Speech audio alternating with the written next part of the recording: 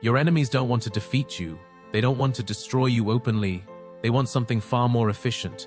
They want access. Access to your emotions. Access to your reactions. Access to the part of your mind that still needs validation, fairness, and closure. Because the moment they can predict how you'll react, they no longer need to fight you. They can steer you. Most people don't realize this. They think conflict is loud. They think power shows itself through arguments, confidence, explanations, or dominance. That belief is why they lose. Real power never raises its voice. It studies, it waits, and it lets others reveal themselves. Every time you react emotionally, you leak information.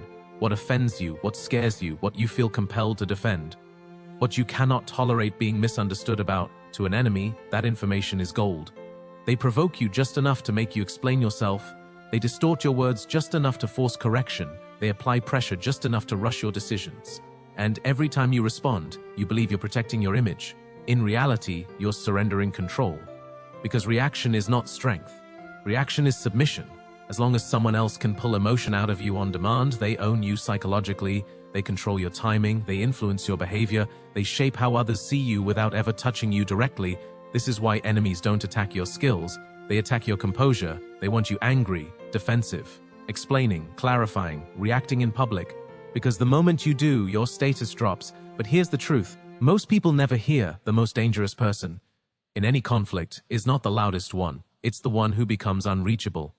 What happens when someone tries to provoke you and nothing happens? What happens when narratives are twisted and you refuse to chase them? What happens when pressure is applied and you slow everything down instead of speeding up? Something breaks in the enemy's mind. Their strategy collapses, their confidence cracks, their assumptions fail. And when assumptions fail, control disappears. This video is not about self-improvement. It is not about confidence, motivation, or being the bigger person. It is about psychological removal. 7 Machiavellian strategies that do not confront enemies. They erase them, not by argument, not by exposure, not by revenge, but by making you mentally untouchable. If you believe everyone deserves explanation, fairness, or closure, this knowledge will make you uncomfortable, but if you understand it, you'll stop trying to defeat enemies and start making them irrelevant. Watch carefully. This knowledge was never meant to be public. Let's begin. The first mistake most people make with enemies is believing the conflict begins when words are exchanged. It doesn't. The conflict begins the moment you react. Reaction is not neutral. Reaction is information. Every emotional response you give, irritation, defense, sarcasm, explanation, teaches your enemy something about you, what touches a nerve, what pressures work, how far they can go next time. This is why enemies repeat the same behavior, not because they enjoy it, because it works. Most people believe reacting is strength. They think silence is weakness. They think not responding means losing. Machiavelli understood the opposite. Reaction hands over the frame. The person who reacts first accepts the role of the responder. They are no longer shaping reality. They are moving inside someone else's agenda. The enemy sets the pace. The enemy sets the topic. The enemy decides when tension rises and falls. This is psychological submission, disguised as assertiveness. The first level of mental dominance is not intimidation, it is non-reactivity. When you remove immediate reaction, something uncomfortable happens. In the enemy mind, they lose feedback. Their behavior no longer produces predictable results. The system they were using to control you stops returning data, and without data, they begin to guess. Guessing creates anxiety. Anxiety creates mistakes. Silence is not passive. Silence is pressure without direction. It forces the enemy to fill the gap. With their own projections, they replay conversations, they imagine motives, they escalate internally, while you remain still. This is why Machiavelli warned against revealing temperament. The man who shows his emotional thresholds makes himself measurable, and what can be measured can be exploited. Removing reaction does not mean becoming soft, it means becoming unreadable. You do not explain, you do not correct, you do not rush to restore balance. You allow imbalance to sit. Most people cannot tolerate this.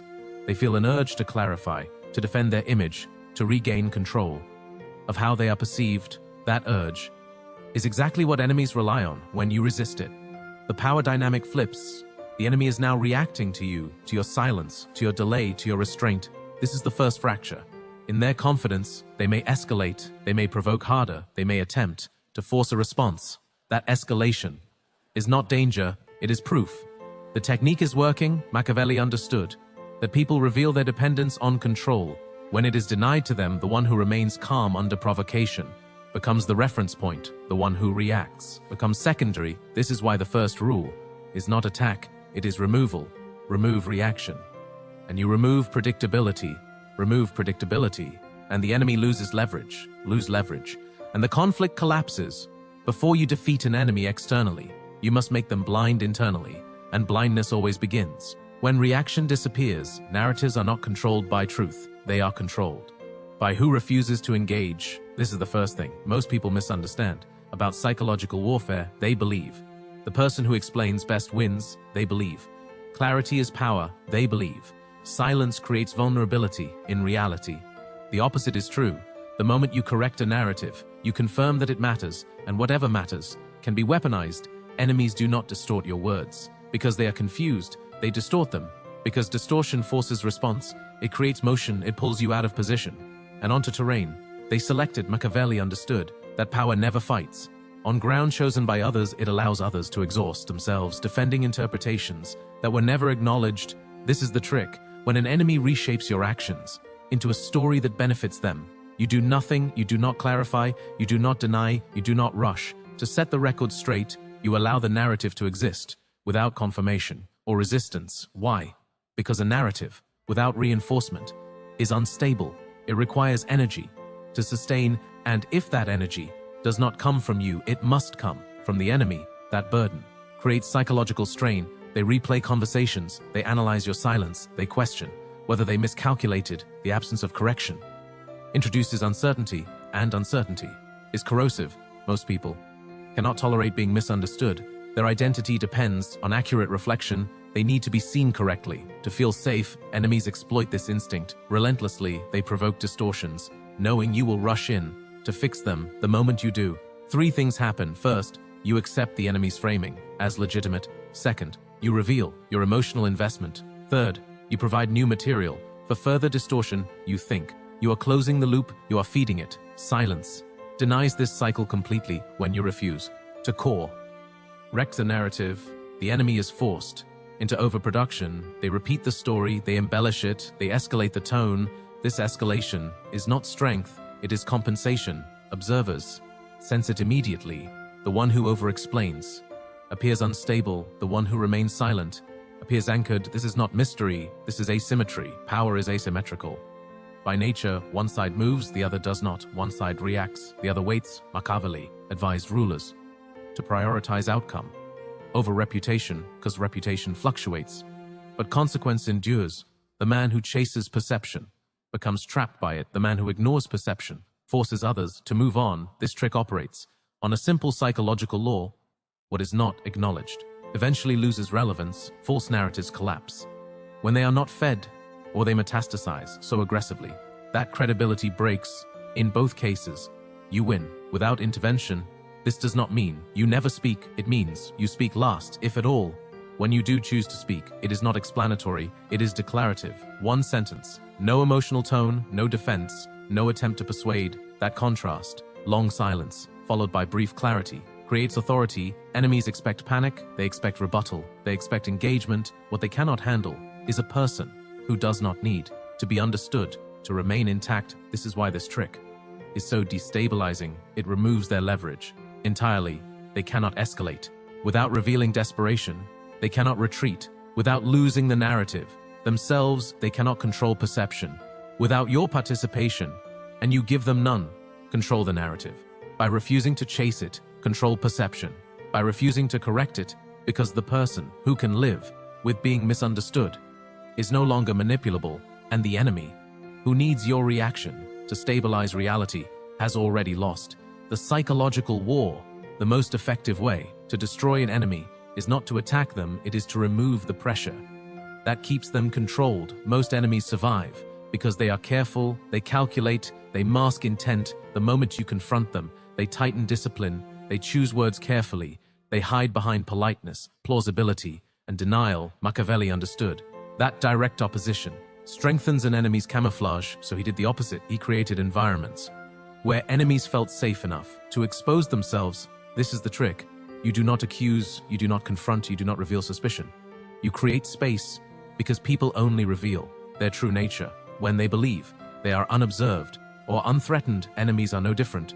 When you remove reaction, remove correction, and remain composed, the enemy begins to misread the situation. They assume dominance, they assume you are unaware, they assume they have won. That assumption is fatal. At this stage, enemies begin to overextend. They talk more, they escalate subtly, they push boundaries publicly, they contradict themselves, not because they are stupid, but because confidence lowers restraint. Machiavelli wrote that men are most dangerous when restrained and most vulnerable when relaxed. The enemy, who believes he is unopposed, abandons discipline. This is when you let them speak, you ask neutral questions, you let silence hang, you allow them to fill it. People cannot tolerate silence. When they believe they are in control, they explain, they justify, they embellish. Every sentence adds information. This is not interrogation, it is permission. The enemy begins to reveal motives, insecurities, alliances, resentments. They expose their character through tone, timing, and repetition. Over time, patterns emerge. They say one thing in private and another in public. They claim restraint, while escalating, they accuse others of what they themselves are doing. This is projection, and projection is confession. You do not interrupt this process. You document it mentally, because exposure is not about humiliation.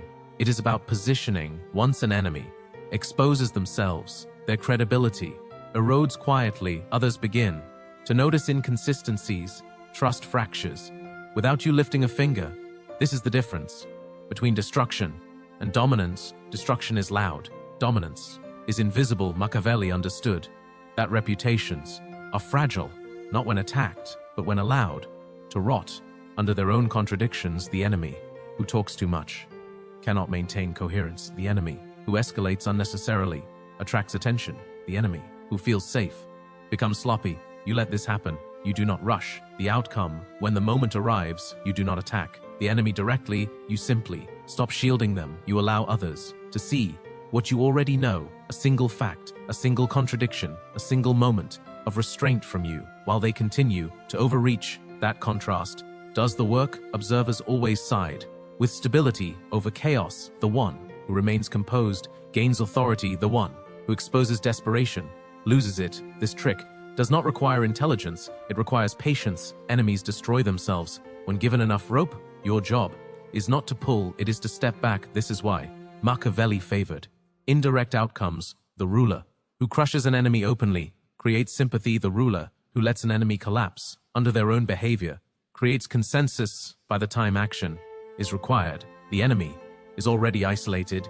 No credibility, no allies, no leverage. They were not defeated, they were revealed. And revelation is irreversible. Time is the one variable enemies cannot control directly. That is why they try to steal it from you. Most psychological pressure is not created by words or threats, it is created by urgency, deadlines, demands, forced decisions, artificial speed. The enemy who controls tempo controls outcomes, because speed collapses judgment. Machiavelli understood that haste is never neutral, it always benefits the side that initiated it. The one who rushes is reacting to pressure, the one who delays is applying it.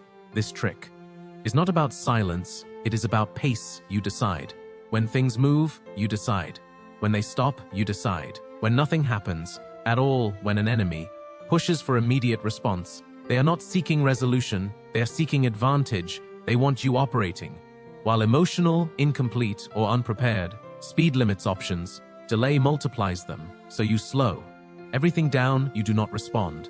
On demand, you do not decide. In the moment, you do not resolve tension. When it is introduced, you let it sit. The moment you refuse their tempo, the balance shifts. The enemy is now waiting. Produces discomfort. Produces mistakes. This is not avoidance, this is temporal dominance. When you delay, three things happen inside the enemy's mind. First, certainty collapses. They expected immediacy. Silence or delay creates doubt. They replay the exchange, wondering if they misjudged you, if you noticed something they didn't, if the pressure backfired. Second, imagination turns against them in the absence of information. The brain invents threats. Your delay becomes strategy. In their mind, they attribute intent, planning, and leverage to your stillness, even if you are doing nothing. Third, emotional investment shifts. They carry the tension. You do not. Over time, pressure becomes asymmetrical. The enemy expends energy. maintaining urgency. While you remain unaffected, most people cannot tolerate this imbalance. They rush to restore equilibrium. They respond just to clear the AI. That response relieves the enemy and restores their control. You do the opposite. You let time work for you. Machiavelli advised rulers never to act under pressure, because pressure is manufactured by opponents. Decisions made slowly are rarely exploited. Decisions forced quickly almost always are. This trick requires discipline because it feels unnatural. Social conditioning teaches immediacy as respect, availability as virtue, speed as competence. All three are liabilities. In psychological warfare, you must become comfortable with unresolved tension. Delay will be misinterpreted. Silence will be labeled avoidance. Stillness will be tested. You allow those interpretations to exist because delay is not passive, it is pressure. Without direction, enemies cannot escalate silence. Effectively, they need engagement to force movement. Without it, they burn energy. Attempting to restart the clock over time, patterns change, people stop demanding instant access, they stop pushing deadlines that benefit only them. They approach more carefully with better preparation. This is how tempo reshapes behavior. Without confrontation, when you finally do respond, timing matters more than content. A brief neutral reply after a long delay carries disproportionate weight. It signals independence. From urgency, it ends exchanges. Rather than extending them, you do not explain, you do not justify, you conclude. That contrast, extended delay, followed by decisive closure, establishes authority. Enemies who cannot control tempo cannot control you. This is why delay feels threatening. It denies the emotional payoff. They seek provocation without immediacy, loses potency. Manipulation without urgency loses momentum. You are not ignoring, you are withholding. Withholding creates scarcity.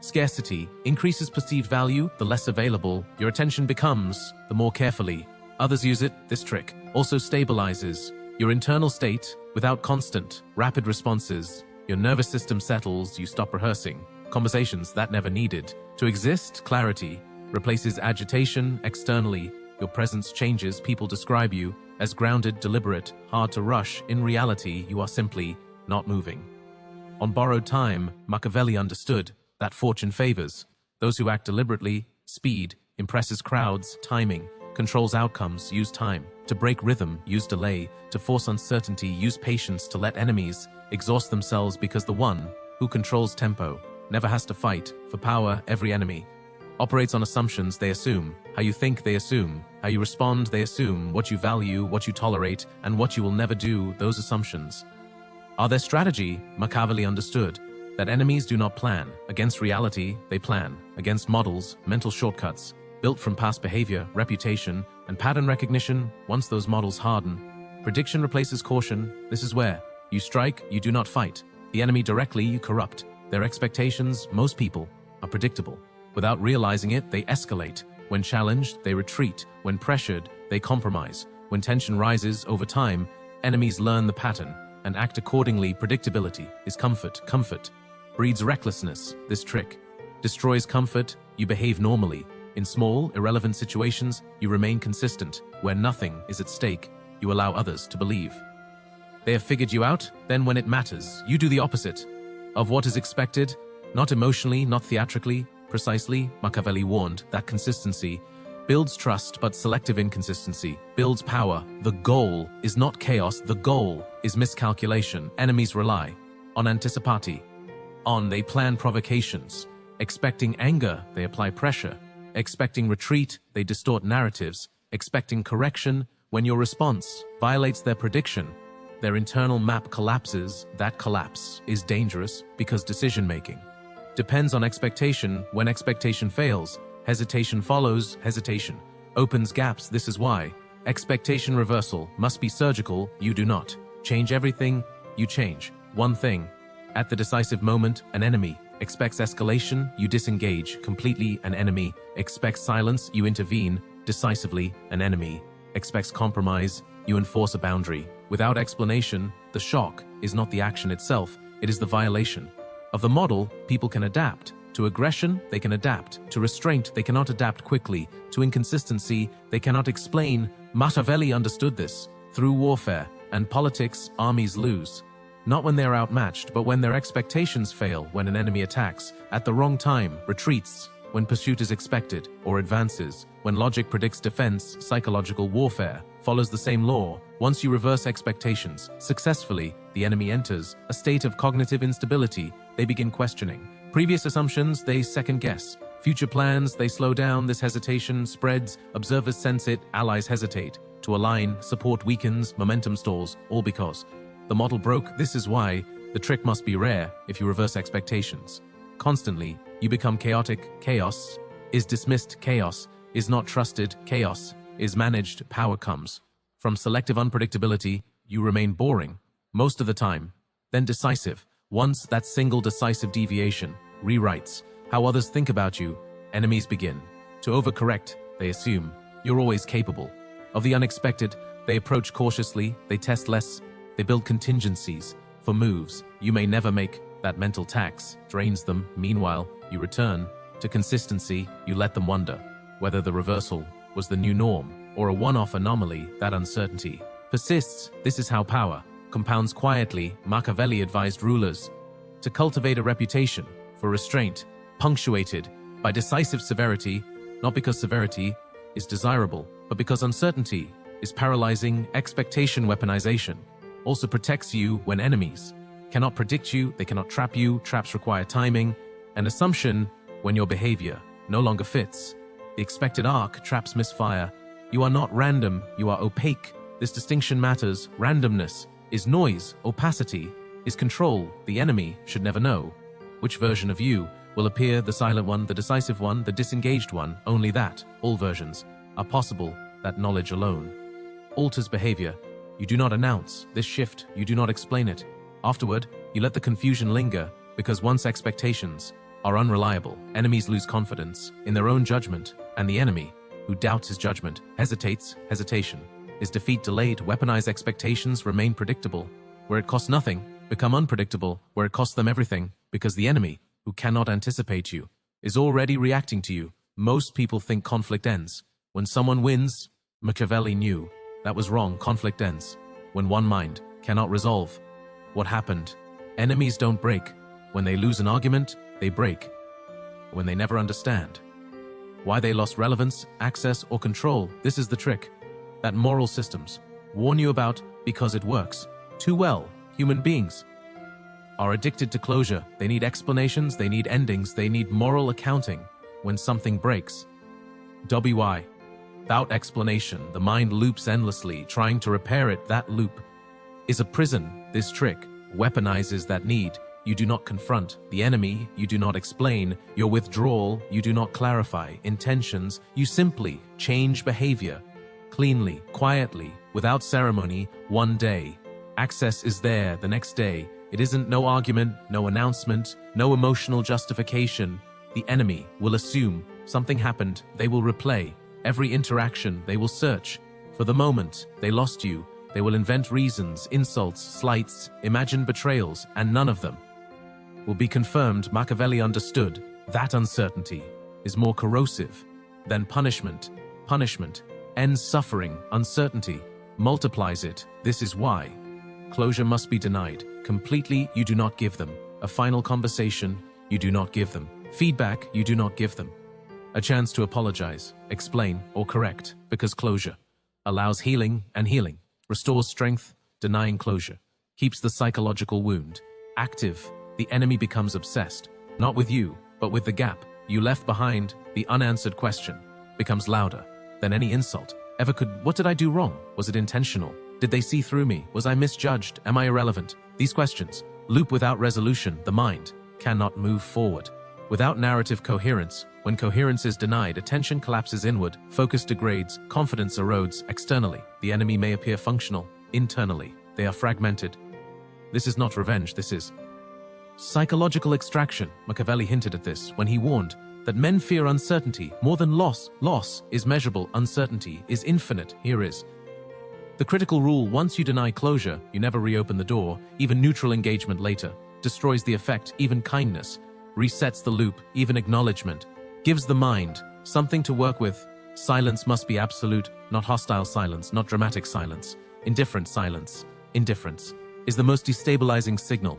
A human mind can receive anger, means importance, hatred, means engagement, indifference, means non-existence. Enemies can fight anger, they can rationalize hatred, they cannot process indifference over time. The enemy may attempt indirect contact, mutual connections, casual messages, checking in. These are not reconciliation attempts, they are closure-seeking behaviors. You deny all of them. You do not reject. You do not respond. You do not acknowledge. Eventually, the mind begins to fracture. Its own narrative, self-blame, alternates. With self-justification, confidence oscillates. Identity weakens. This is why this trick is considered unethical, because it does not attack behavior, it attacks meaning.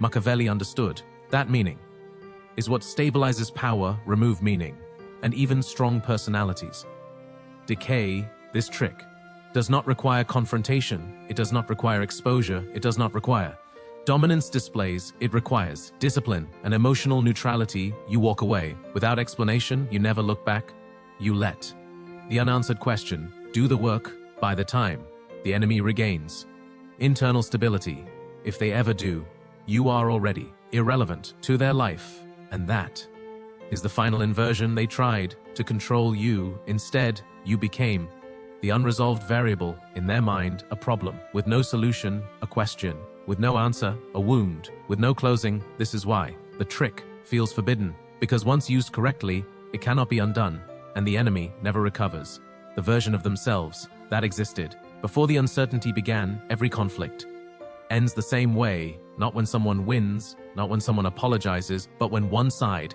becomes impossible to affect.